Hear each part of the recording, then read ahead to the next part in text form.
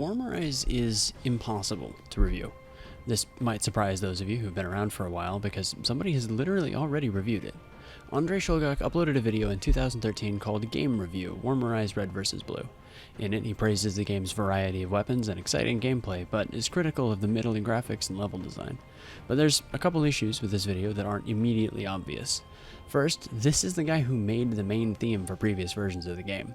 Typically, when you review games, you're supposed to disclose when you've been involved with their creation because it can create a bias that could affect your judgment of the final product. Andrei did not do that. However, his song was removed in later versions, so it'd be interesting to see if that changes his score at all.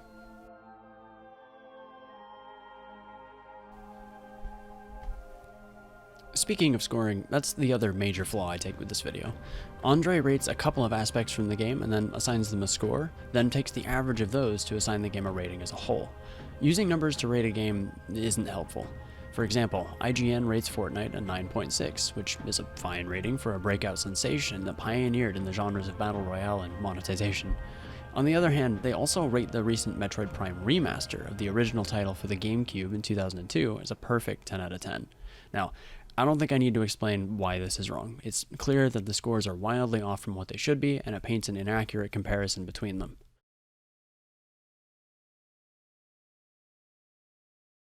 Obviously, Prime Remaster should be an 11.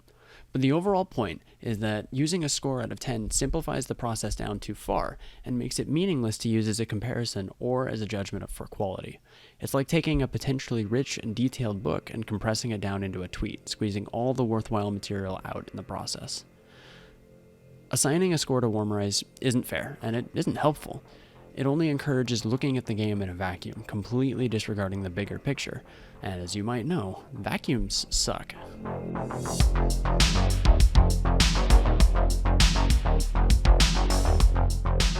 You may have noticed that I haven't talked much about the game, which may seem odd since this is allegedly a review.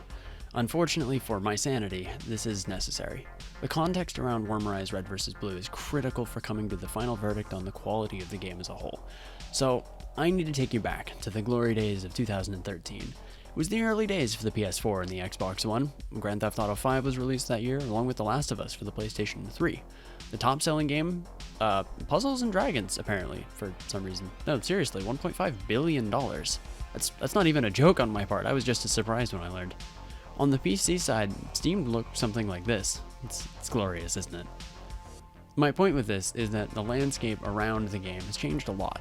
When I personally started playing, free games were a rare luxury. A free FPS was guaranteed to be garbage, and running it in a browser, you can forget about it. The game really was a league ahead of the rest of the scene. It had a lot going for it, and the community pages were an exciting bonus. Now, to be clear, other 3D games did exist in the browser game scene. Veterans will probably fondly remember Red Crucible, Begone, and Bullet Force. Each had their own strengths and weaknesses, but some were weaker than others. You've got mail. I'm a part of a fairly narrow generation of people who formerly used Facebook regularly and then ditched it once everyone's parents started joining the network. The Warmerise website integrated some social features after a relaunch in 2013, I think, which very closely modeled the Facebook timeline at the time. The difference is that all of these members were linked together by one singular game, and I really can't overstate how big of a deal this is. It was pretty wild to meet a cool person in game and then add them on a Facebook clone where we could share whatever we wanted. On top of that, you had the forums, which exposed you to the community beyond just your friends. It was a place that really made the game feel much more alive. There was always new people and new experiences tied to this silly little browser game.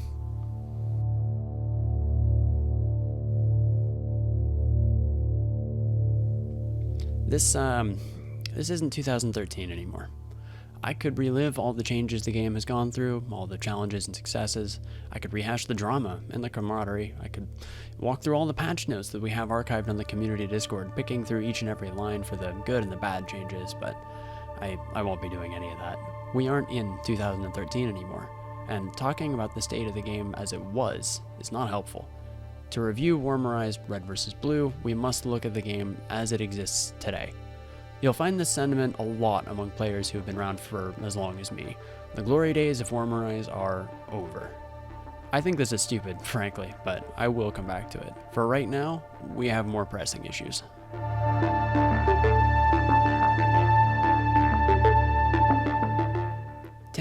years is a long time to be updating one video game. Keep in mind, the only developer, Max, works on this as a passion project in addition to his day job. I'm obviously speculating here, but I would imagine the game is far from profitable.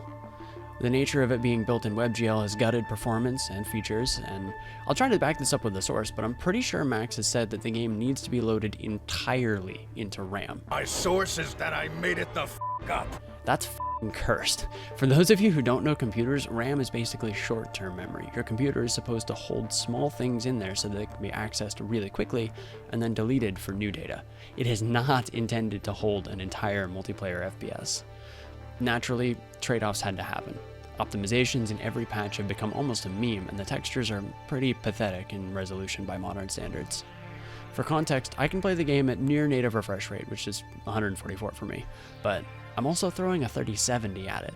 Others complain about lag, both frame rate and network latency, and I see frame rate dips below 60 on the rare occasions where I manage to find a server with more than 12 players. Player count is another issue. With free games that are subsidized by microtransactions being so common nowadays, there's almost no incentive to look for a browser-based solution. Seriously, go to Twitch right now and look at the top 20 or so games in that list to see how many are free.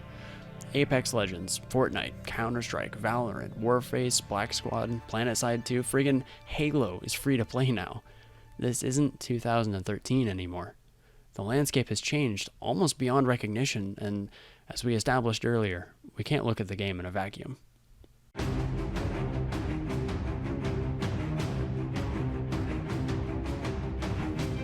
Not a single word of that last section matters. None of it. It's all true, of course, but it doesn't make any difference to the review you're watching. Warmerise Red vs. Blue is a very fun shooter that should hold its head high to bump shoulders with other games in a world that has long since outgrown it. Warmerise Red vs. Blue is a game that can live or die in a maelstrom of updates and technologies, patches and dependencies, bugs and features. But Warmerise exists beyond that. Warmerise is checking your updates to see if someone commented on your post. Warmerise is coming up with a few hundred stupid reasons to ban someone on the forums. Warmerise is sorting through about a dozen requests for free cash every week. Warmerise is saying good morning to Star Wars crazy for a change. Warmerise is making absolutely awful orange-based puns in the Murder Inc. Discord.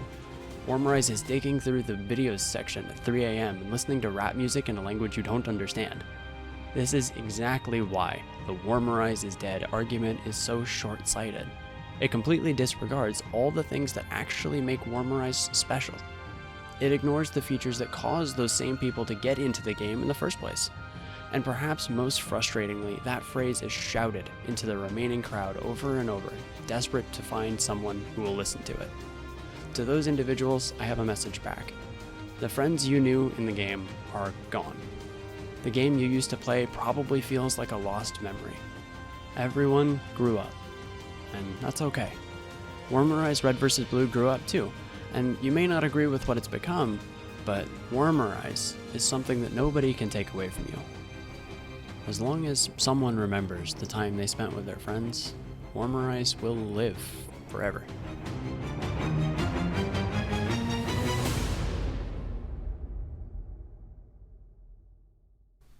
Hi, you're ruining my recording. Go away.